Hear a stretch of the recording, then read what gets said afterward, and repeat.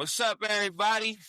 I hope we all doing well. Welcome to another episode of Voices of Change with your host here, Gabriel Martinez and Tex Bowie.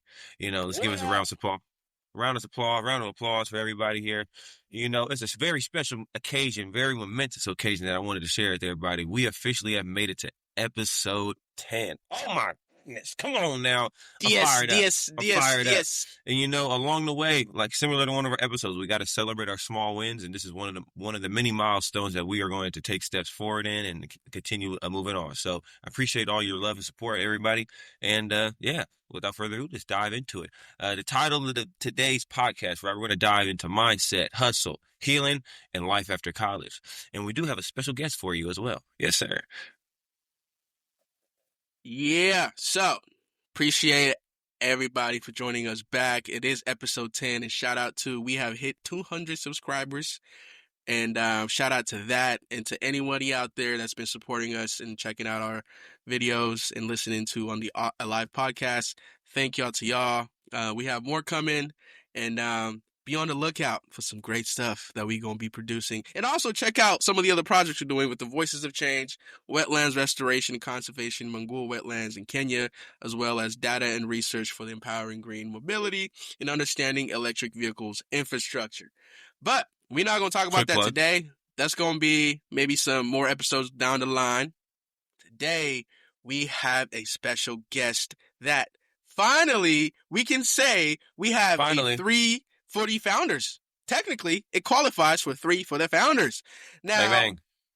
This guest today, it's been a long time due. He was actually supposed to be on the previous, on the City Open Exchange podcast, but no longer doing that right now, currently focused on this. So he was like, I'm down to join this one. And he actually was the one that proposed these topics for today. So be on the lookout and check him out. So without further ado, I want to introduce and bring in our guest today, Trevor Aremu. What's up, my guy? What's happening, man? Appreciate y'all for having me come by and just kumbaya with my brothers, you know what I mean? And just have a moment to share, be open, be honest. And man, thank you for the opportunity. And I'm excited, man. Let's get it going. Man, we're gonna keep it real, honest, and maybe a little bit messy today. So we gonna start off the conversation. I'm gonna let Gabe lead this part of a conversation, mental health and figuring it out, because it is something that we would like to talk about. We've always talked about it. So come on, Gabe, take it on. You feel me? Well, without further ado, but before I start, quick plug, make sure you guys follow us and go to sustainavoices.org where we drop all of our stuff. In addition as well, let's be the change today. Yes, sir. So diving into it. Mental health, man, Trevor, Tex, we've all been through college. We all went to University of California, Davis, and, came together. Shout out UCD, I guess. Shout out UCD. Shout out Phi Beta Sigma Fraternities Incorporated. But in addition as well, not only did we go to college, not only did we traverse those college campgrounds and all the different obstacles that were put in front of us, but in addition as well, we all made it out. We all graduated. So a round of applause for that. Appreciate y'all, you know what I'm saying? And y'all all in everybody's individual journeys. Yes, sir. But I wanted to open it up, right? What surprised y'all the most about mental health post-college, right? I think a big problem that a lot of people faced, right, was that, I don't know, when you take that first step out of college and you're like, dang, what am I going to do? I know for myself, I dealt with that, but it may be different for everybody else. Trevor, if you could start and take us off, like, what was that like for you? Man, let's just say, man, it was one of those moments where it was like two polarizing feelings. I was super excited, super juiced just to move on to that next step in my career, in my path. But at the same time, man, like, of course, you feel moments of anxiety because you don't know what's next. You don't know where that next step is going to take you.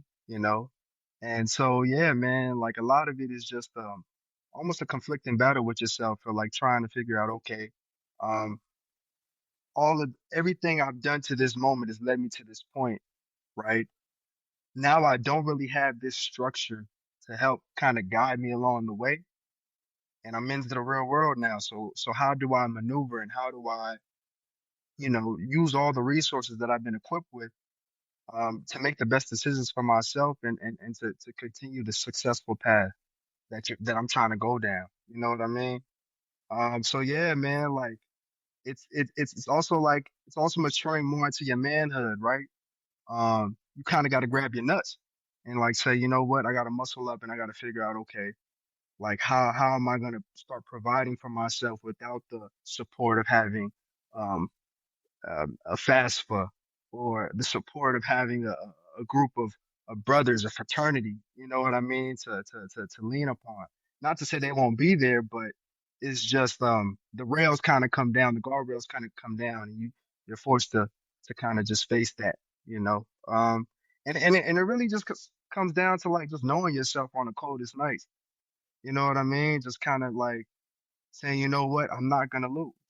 You know what I mean? And if you're a lion, right, losing is not eating. So it's like that's the kind of mindset like I've equipped myself with is like I can't afford myself to think about the negative aspects for too long. You know what I mean? So just keep one foot moving forward at a time, one step at a time, and knowing that progress is gonna take place as long as I keep an outlook of gratitude and keep my head up, you know. Mm, mm. I couldn't have said it better, brother. Yeah, that was you started off deep already. And it's really, really something that I can definitely say for myself. It was something that, um, honestly, first thing I ain't gonna lie that I really was just kind of disappointed about was the student discounts. I ain't gonna lie because I really utilized the hell out of student discounts, like even with Apple Music, Netflix, whatever it was, the student Amazon Prime. discounts, Amazon, everything. I was like, those things were so amazing just having those because those extra things do add up. And to me, that was like the biggest thing. I was like, damn. All right, now I gotta start paying full price for everything. I gotta start going grocery shopping. I have never like I remember when I was in college, I did used to go grocery shopping here and there, but it wasn't something that I was used to because there was a dining hall, where sometimes you eat out with friends or you guys are doing everything. I never really understood the whole grasp of all right, when you go grocery shopping, you gotta know you're doing it for the month or for the next whatever, and you gotta be like sustain yourself. And that to me hit a little different. And then the next thing was going to work. That thing to me was like something that I did not really understand. Of course, I mean, it's not like I wasn't working while I was in college and undergrad. I was working, going to class, but my schedule was kind of something I could control a little bit here and there. Once I started working full time, they said you have to be here at this time to this time. This is how much you're getting paid, no matter what. And that concept to me, it didn't hit me until I walked that stage and I was like, oh, damn. I can't tell my manager, oh, today I ain't feeling well. I can't come in. You know how you can tell your professor, oh, I overslept, give me a break. You can't tell that to your manager, oh, you overslept? Well, you overslept yourself to no job. So, um, those, those are just some of the things that kind of just hit hard for me as well. And then holding your nuts part, I agree that that's, the Russell Westbrook, but I really, I really, that part is like No. super important because when you're in that environment of a college environment and then you now in the real world, it's not like you're not in the real world as well in college, but now when you don't have that system that you are kind of in, the aspect that to me was the most important thing that I really liked a lot was being able to be speaking up for myself and advocating for myself. Because you learn those things when you're in college. You learn those things when you're in classes. Sometimes you got to fight for your grade. And that translates to kind of how I was able to kind of adjust to having to work full time, having to start figuring out where I'm going to stay, what I'm going to do, how's my car going to look. I had to speak up for myself with confidence. And that to me was like some of the things. But the post-grad depression, it is real. It is real. It's not something that just comes and goes. It's going to hit you maybe the next day or maybe 6 months after that, or some point you're going to be like, damn, I don't got my boys with me every day like I did. I can't just show up to this thing late like that.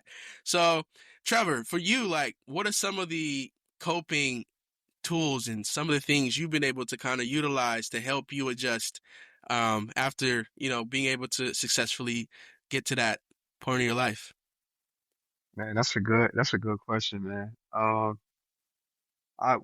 started therapy like my last year of undergrad at Davis. And so like that was something I carried on even post grad, right?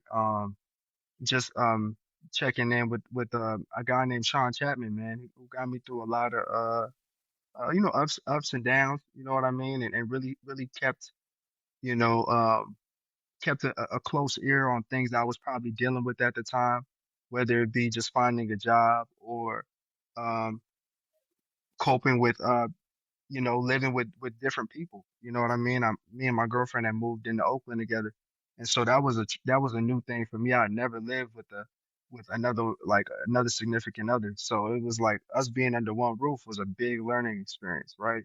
While also working together too, because we both worked for the same company at the time at home. So it's like we spent a lot of time. So therapy helped, man. Hey, one thing I do miss is that student discount for Spotify, man, because I love music. And I think music helps a lot too, man. Like just especially like setting the tone for the day, right? Mm. I feel like waking up early and listening to the right things kind of puts you in a good space to not only get work done, but to just have a good energy, throughout the day and a good attitude. Hobbies like hiking, hobbies like going to the gym, you know what I mean? Things that I've kind of already like had in my daily practice, just like continuing these things, man, just keeping the hobbies consistent, helped a lot, and helped a lot with just enforcing discipline in other avenues, right? Whether it be work, whether it be making meals, you know what I mean? Just allowing me to kind of have a set schedule so the anxiety won't creep in, you know? And yeah, man, like I ain't gonna lie to you, ice cream, my favorite food. You feel me? Come As on long now. as I have me a little pint of ice cream, bruh, 1 a.m., 2 a.m., 3 a.m., bro, throw that back down, bruh. I'm gonna work it off in the morning anyway. You know what I mean? I'm gonna be good, man. So it's like I will say, man, just like having fun with it, bruh, but just like also just keeping the discipline, man. Just holding myself accountable. I think that's a big Mm. one. Holding myself accountable, and that's my word for like 2025, accountability. So yeah, man, just continuing that routine. I like that. I like that a lot, Trevor. Thank you for sharing, man. You know, not only is it like like you said, when it hits, but it's knowing exactly what the avenues that work for you to traverse that. Whether, like you said, music, that pint of ice cream, working out, be therapy. They all add up. But in addition, as well, it's like I like how you put the point of discipline, accountability, routine, but in addition as well, how that can be sustainable, not only for, just you, but the people that are also in your life as well. Because I know for myself, I got to juggle a lot of different other personalities in my house. So, I got my wife, I got my kids, and it all adds up.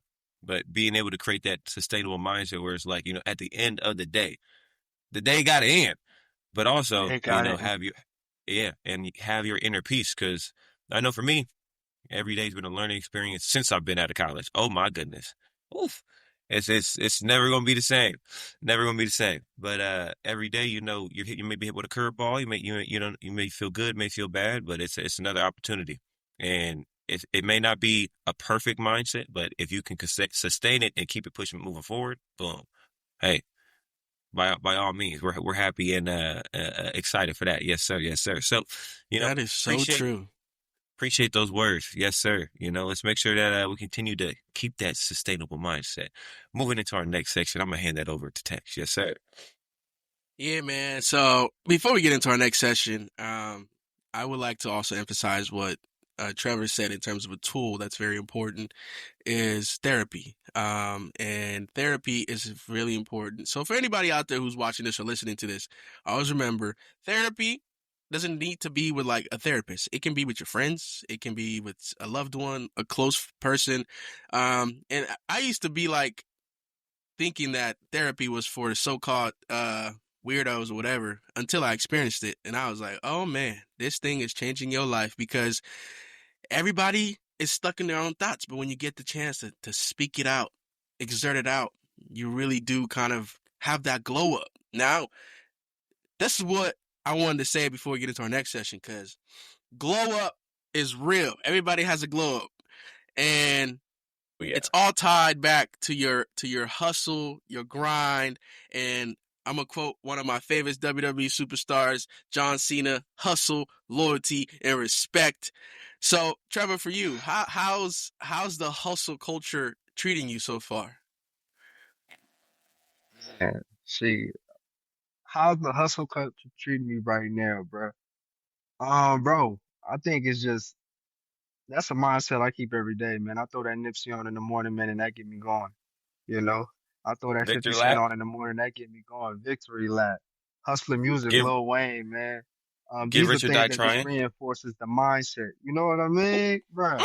So yeah, man, like hustler culture, is treating me well, bro. I'm at it every day. Currently, I'm in between jobs as far as my career as far as tech goes. Right now, I'm working on transitioning into cybersecurity. Um, but I do have the experience of working in content management. I just finished up an internship with Apple, which was a great learning experience for me, man. So I'm optimistic with what the future holds as far as my future career goes.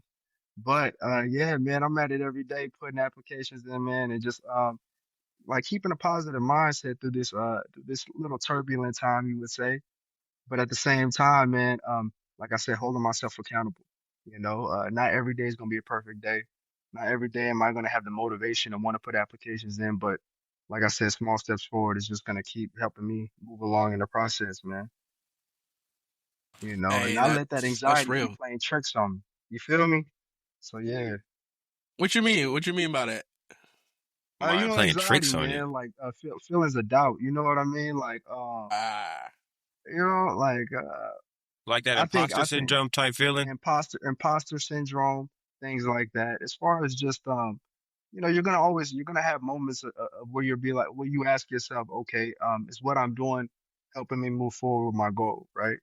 Uh, and I don't know if you know the song, right? By the Ghetto Boys, My Mind Playing Tricks on Me, right?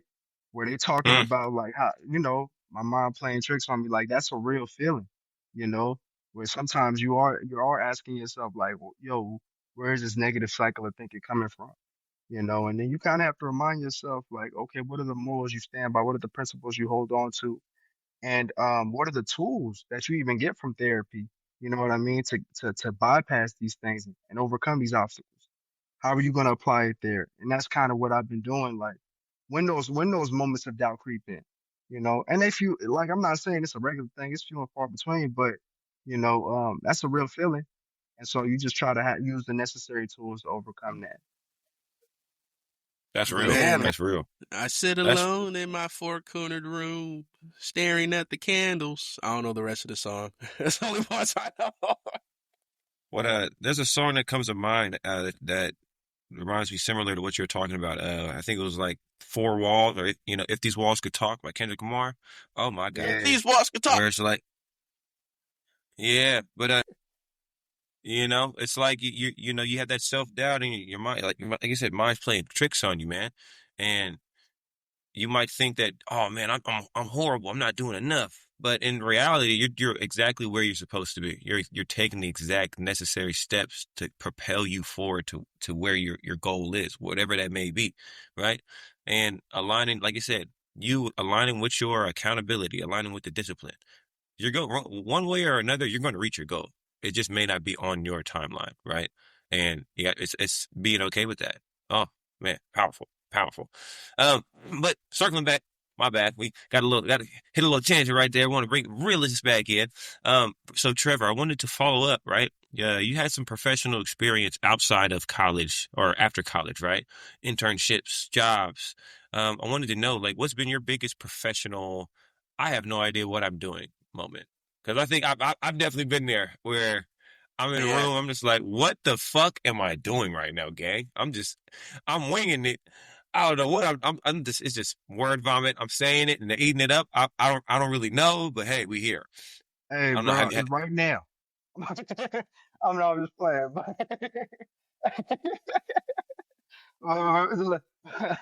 let's be real, bro. Like, honestly, bro, I don't even know how to bypass that, bro, because I feel like that's something I kind of always do. I kind of wing it to a certain degree. That gift Um, the gab. but but you work with what you got, man, and you just hope you shoot the dice and you see what rolls. You feel me? But as far as professional wise, man, just bruh, I remember like just starting my job, my internship at Apple, bro, and them asking me if I could graphic design and lying and saying yeah. And then when it came down to like actually showing them how to like complete a project, I was literally clicking buttons right in front of them on Zoom. You know what I mean? And then as they were asking me, "Oh, do you know how to do this or do you know how to shade that or can you make this diagram move like this?" I'm literally telling them, "Oh, I didn't learn that in my graphic design class. Can you show me real quick?" And then I'll add that. I'll do that for you right now. So it's just a lot of times, man, just kind of like being honest. You know what I mean? Mm, Like mm. even if you you know what I mean? Even if you don't necessarily know what you're doing, man, sometimes you just gotta let people know in a way that doesn't make you seem like a complete dumbass. And just be like, hey, bro, you know what? I forgot that. Like, can you show me how to like, shave that in? Can you show me how to make that, like you see his eyes right there. Can you show me how to make his eyes blink? Like stuff like that, man. Just like having like, bro, like just add like, just kind of, bullshit. We niggas. At the end of the day, bro, there's a certain level of bullshit you gotta have, nigga. Hey, And best hey, believe, you do it enough time, you bullshit all the time. You bullshit when you talking to girls, you go to the party, da da da da da. You know what I mean? I was going to college parties telling girls I was on the college team. Sorry, I ain't never been to college. Yeah, shit. But they believe it. Hey, hey, but one I'm just thing I'll starting say, DB on this motherfucker, man. They You know what can't I mean? Google. perception. Real players coming in, I'm dapping them up like I've been there. You feel me? Like, you just gotta play the role, you know what I mean? Fake it till you make it. You know what I Fake it till you mean? And make so it. Perception is reality, man. Perception is reality. that's true. You tell yourself so many different lies, but sooner or later you're gonna start to believe it. And you know what That I mean? If is you could believe it, crazy, you could get the next bro. person to believe it too. Yo, that's one of the wildest things I've heard. Damn, that's crazy. It's crazy. But you hit on a good point there though. Uh, Sometimes it's okay to say you don't know because somebody out there could probably teach you and show you. And it goes back to being honest. And you're thriving still right now, right? It's not like it's not like you suffering and not making yourself, as great as you can be. But the aspect that you actually were willing to say, yeah, sometimes I just didn't know, and I just had to ask the question. I had a teacher once. This was in like high school. It was my AP literature teacher. This man used to clown me so much because all I used to do in class was I was just a noisemaker with my boys, like in class, or my teammates essentially. So I used to just always ask questions because I wanted to seem like I was paying attention, but honestly, I was not. I was just trying to seem like I was engaged. And then one time he hit me with this, they always say ain't no such thing as dumb questions, but Tex, you ask a lot of dumb questions. And I was like, well, isn't that kind of counterintuitive? You told me like ain't no such thing as dumb questions, but I ask dumb questions. I mean, maybe because I'm dumb and I want to learn. But anyways, the moral of the story is that ain't no such thing as a dumb question. But if you actually don't know, be honest and say you don't know something because somebody is probably willing to help you out. And in my professional experience, that's something that has definitely helped me out a lot. Especially after that post grad, because sometimes you think the things you learned in your classes might translate to what you're doing at work. Man, 90% of the things I learned in class, I don't use it at all. Same, same, Zero. bruh. Zero. I use mostly what I'm learning practically as I'm learning on the job or learning from other people. I mirror other people and I see what they're doing. And that is right there something that I say it's very important because it does allow you now to kind of have more clarity in how you're progressing for yourself. And it does enable you to have that moment of embracing. You don't need to just shoot up to the sky. It's a slow progression, and I would use an analogy to explain what I mean by that. It's a lot of people won't agree with it, but I don't care. LeBron James, okay? He's the greatest player of all time. And the reason why he is the greatest player of all time is not just because he just became the greatest player of all time. He literally started from here, and right now, nobody can touch his mountaintop. It was that slow burn of growth. From the moment he entered the league till right now, this man is still growing. He is still expecting himself to become better. And I use that as an analogy in terms of how people, go along with things. His first game, he dropped 25-5. His first season, 25-5. Only 4 people have ever done that.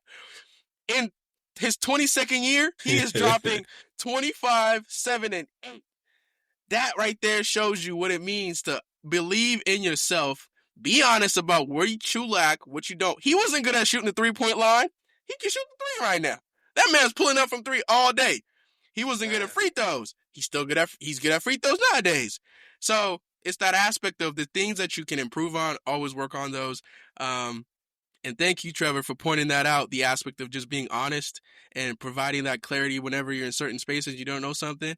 It's okay to say you don't know, and you can learn from it. Even if you said you know Chinese on your resume, but you end up getting a job and they ask you speak Chinese and you don't know it.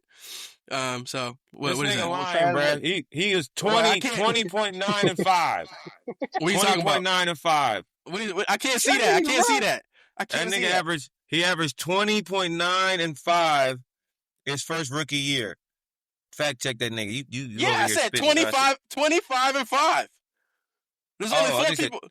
Okay. Only 4. I'm saying only 4 people have ever done that. I think it's LeBron James, Michael Jordan, Oscar Robertson, and I think Tyreek Evans.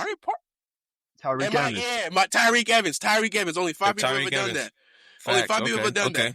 But you can see where City boy. Yeah. Yeah. And this year he doing 25, 8, 8. Let's stop talking about LeBron. Let's now transition to the next part. We're gonna talk about down that hill, bro. Yeah, we go, because I go all day talking about why he is the GOAT. And anybody want to debate me, I'm all ready. I wrote a paper at UC Davis about this, okay? And my professor gave me a C because she was a Chicago Bulls fan. I remember that. I'm never going to forget that. But let's pivot here. Let's pivot here. So, Trevor, Gabe, we know you married, living thrivingly and happily. So, you had mentioned you were living with your girlfriend. Is that something that you're still doing, or are you dodging that? What's going on with that? Man, shit. Not right now. I ain't living with her, bro. Right now, Wait, hold up. You said not right now, never woulda. No, never woulda. We've been there, done that. You feel me? I ain't with her right now though. Like she out off in law school doing her own thing. So yeah. Okay. Yep. Respect. So how are you? How's that going? Is that keeping yourself going? You feeling good? How's the love going for you? I mean, bro, I go visit her probably once every 2 months, bro. So we're doing a long distance thing right now. You know what I mean? But like I said, man, it's long distance, so that focus on myself, bro, and she's focusing on her load in front of her. You feel me? So pause.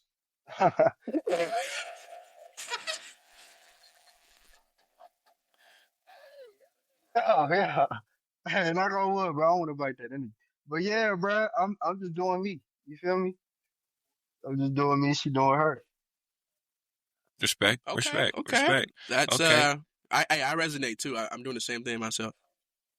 I think I can officially say that we've all done a long distance relationship in some way, shape, or form, where our significant others are either out of the state, out of the city.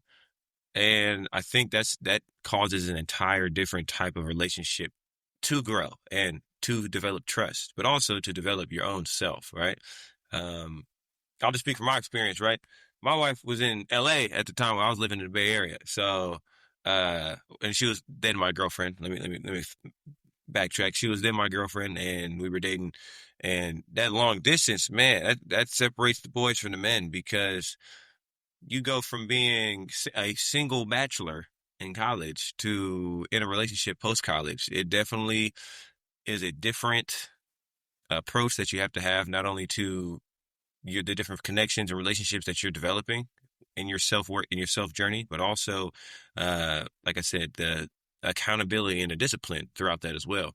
You go from, chasing all the honeys to now you got a queen bee and, and taking care of it. So it's definitely a growing aspect for me. And I this know, man is married to her now. That's crazy. yeah, Man, crazy. This Crazy. is a salute love to that. story. This is an Salute. inspiration. We need to pitch to Netflix about this story. Yeah, man. Yeah.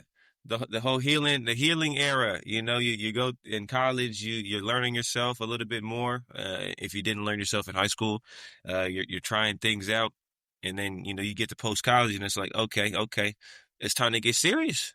It's time to get real. I ain't gonna lie And though. I don't think I learned myself. I don't think I learned myself anything when I was in college when it came to relationships. I didn't learn yeah, nothing. no, I didn't learn definitely not. nothing.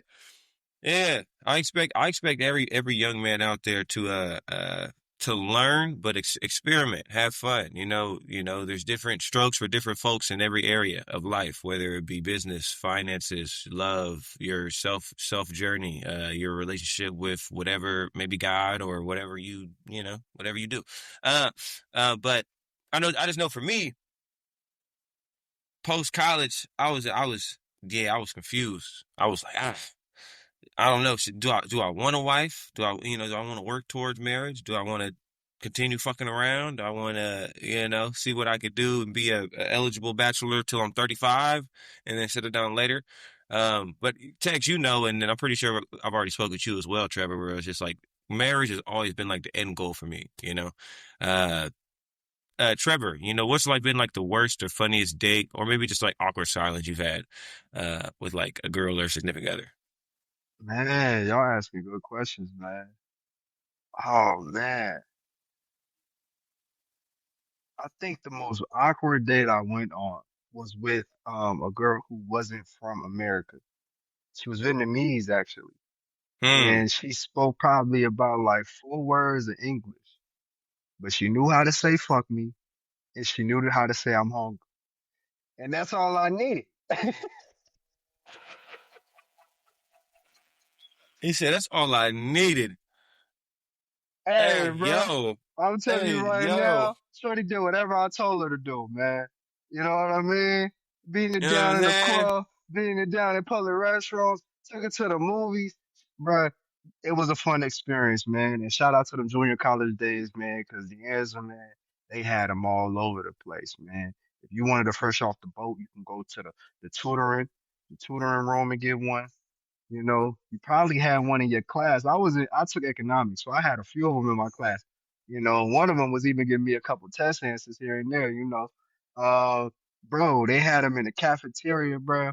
I mean, I'm telling you right now, man, if you really wanted to get you a fresh off the boat, bro, De Anza College in Sunnyvale, California is the place to go. I'm telling y'all, bro. But This yeah, man man, spitting game today. Spitting Okay. game right now. yeah, man, yeah, that was probably it though. Like, other than that, bro, man, might as well call me autistic because I'm all over the spectrum, bro. I've done some stuff, man. I'm a dog. This man said she only knew 4 words. That's crazy. I mean, that's. Did you ghost her though after that, or like what happened? I mean, honestly, bro, I never really ghosted her, bro. We just stopped talking, man. I mean, I after a mean, while, clearly man, she she didn't kind speak of knew. English. I ain't gonna lie, yeah. The answer, bro. At the end, I was one of them cats, man, because it's like once you're done with your classes, if you either go to work right after, or everyone kind of does their own thing, man. So like, after class, man, like I'm talking to something in my class. You know what I mean? I'm walking out the door as soon as the bell ring, and I'm chopping it up, trying to set up a tutoring session or a study session or whatever it may be. So I mean, she probably saw me a few times talking to other women and just kind of, you know, accepted what it was, you know. Damn. That's a lion in the jungle. Man, you know. Taking care of his den. Damn, man, Hey, that's uh that's crazy because, thinking about dating in a time of this world, how it is right now. I feel like people, I'll say it like this. I don't know. When we was in college, I think that's when like app dating was a really big thing, and I feel like back then versus now is different. Back then, it wasn't where you wasn't trying to look for like a lifelong partner on the app, but nowadays people are finding lifelong partners on a damn app, and to me, that don't sound personally, I don't agree with that, right? But also at the same time, I feel like you don't really get to know that person that much because you're just meeting them virtually, and you don't know the traumas that they got going on. You trying to find yourself to love them for who they are based upon what you've learned from them from the app and stuff like that. So to me, that's something it's just weird. However, reflecting on my dating experience and in time, I've actually always been kind of the person that always just calls it out straightforward in the beginning. It's either I'm gonna tell you straight up in the beginning, either I want to date you, or we're just gonna keep this short and fun. That's just me. I've always made it like that. I never, I've never looked for a relationship until I was like, okay, this one right here. So moving into our last segment of the day, guys, we got Three for the for the founders. Yes. You know. Yeah. So just wanted to do a real quick recap, guys, and this will be my point for today. One, mental health is messy, but it's also valid, right? Let's make sure that also our growth isn't just linear, it's lived. And then last but not least, we have to laugh at the chaos and then learn from it. Okay. And these are all different themes that we had from different episodes that we've done in the past, but I wanted to bring it full force and right to the forefront of what we were talking about today. So I appreciate you all. Tex, you have something to say? Yeah, hot topic for me today is the people who look like they have it all together don't. Stay on your own path. Be a voice for your change. Be a voice for change for others. And always remember, rest is revolutionary. Take a nap without guilt. Give yourself a break. Give yourself grace. Keep yourself going. And always remember, accountability and honesty will take you very, very far. So, shout out to everybody for tuning in till the end today. We appreciate that. We thank Trevor, even though he has some technical difficulties. Still gonna give him a shout out for this. And Absolutely. that's all we have for today. And if you really enjoyed this episode, please go check it out on the Alive Podcast Network platform, where you'll find other Black hosted podcasts, as well as don't forget to like, comment, subscribe to our channel here as we're trying to grow. Maybe next year we'll be on Twitter, on live Twitter feeds, whatever, we don't know. So check us out at Sustain the Story. And special shout out to my co-host, Gabe Martinez, for being the best. No. That's all you. The best, the blessed, and ready for the next. Tex Wambui. Yes, sir. Well, we appreciate you all. Thank you again for tuning in. It'll be peace out on my end. Love and appreciation. Thank you so much. Peace out, y'all. We are the voices of change.